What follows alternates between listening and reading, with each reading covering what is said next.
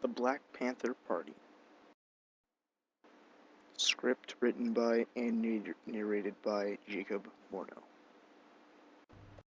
Black Panther Party was a black organization first set up for black self-defense training in the 60s. Over time, their plan evolved into 10 major points. They are: we want freedom. We want power to determine the density of our black community.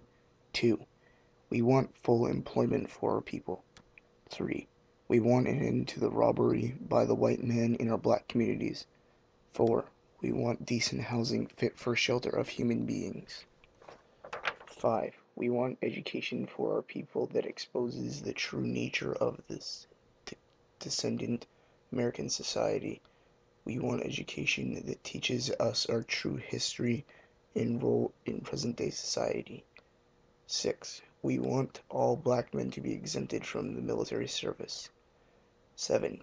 We want an immediate end to police brutality and murder of black people. 8. We want freedom for all black men held in federal, state, and county and city prisons and jails.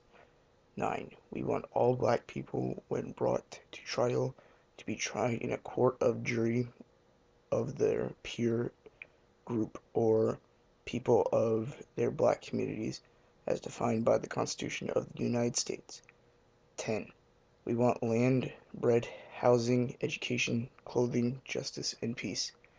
And as our major political objective, a United Nations supervised plebiscite to be held throughout the black colony, in which only black colonial subjects will be allowed to participate for the purpose of determining the will of the black people as their nationality density. From this, I have gathered that the Black Panthers just wanted justice for blacks, which makes perfect sense. Some people saw them as a threat and a group to be scared of. Hugh Newton, the leader of the Panthers, says, quote, "The Black Panther will back up, but if an aggressor continues, it'll attack." Unquote. So if no one is going to get hurt, they don't do anything. But if a shot is fired, it is all war. The way that they affected the civil rights movement was they were one of the first to protest and stand up for what's right. Not only were they one of the first, they made quite an impact. Quote, "The police, local white mobs, and the Ku Klux Klan, civil rights protesters faced constant threat to brutal attack or even death. Despite this, the guiding philosophy of the civil rights leaders remained one of the civil disobediences and passive resistances." Unquote. As I'm sure you've gathered from this, the Panthers were not welcome in any place a white person had breathed, and if they did come, they were treated terribly. They would get beaten to death and called terrible names, but they did not leave until something changed or in a casket. As events like this began to turn up more and more, the Black Panther Party had more and more influence on the civil rights movement. This shows the average citizen that they can make a difference as well.